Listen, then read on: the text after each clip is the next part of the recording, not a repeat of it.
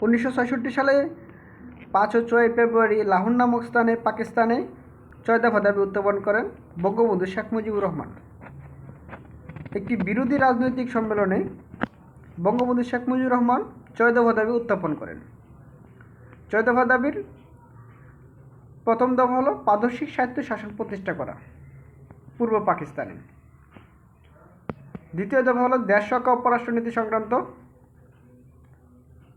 তৃতীয় দফা পৃথক মুদ্রা ব্যবস্থা। চতুর্থ দফা ট্যাক্স খাজনা ও কর আদায়ের ক্ষমতা। পঞ্চম দফা বৈদেশিক বাণিজ্যের উপর পূর্ণ স্বাধীনতা।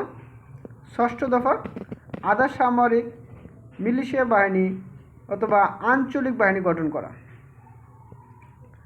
6 দফা দিবস 7 জুন।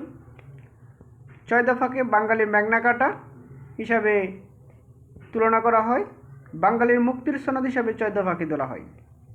6 দফার মধ্যেই স্বাধীনতার দাবি লুকায়িত ছিল।